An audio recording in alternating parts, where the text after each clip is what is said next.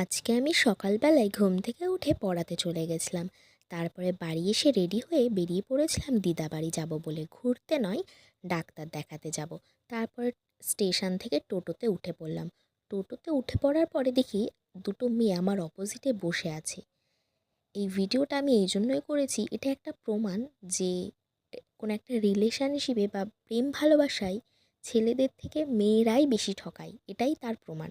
আমি যেতে যেতে শুনছিলাম মেয়েটা জায়গায় বসে দুটো ছেলের সাথে কথা বলে জায়গায় বসেই ফোনপেতে 500 করে টাকা নিয়ে নিল, দুজনকেই চিট করে।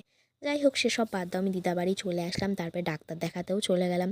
ডাক্তার দেখানোর পরে চলেই আসলাম, পাশে দেখি একটা কি সুন্দর কালী ঠাকুরের মন্দির। তারপরে একটু প্রণাম করে নিলাম, একটু ভিডিও ছবিও তুলে নিলাম। তারপরে দিদার আবার মনে পড়লো একটু হলুদ গুঁড়ো নিতে হবে, যেটা রিয়েল ওই ডাক্তারের ওখানেই ভাঙানো হয়, তাই দিদা কিছুটা নিয়ে নিল। তারপরে বাড়ি চলে আসলাম।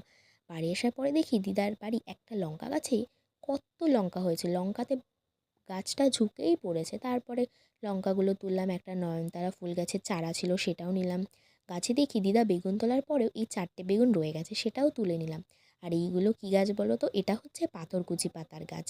এর আগের দিন দেখিয়েছিলাম, সেই চারাগুলোই কিছুটা নিয়ে নিলাম। তারপর আমি আর দিদা রেডি হয়ে বাড়ি আসবো বলে বেরিয়েও গেলাম। আর বাড়ি আসার পরে এই যে গাছও লাগিয়েছি।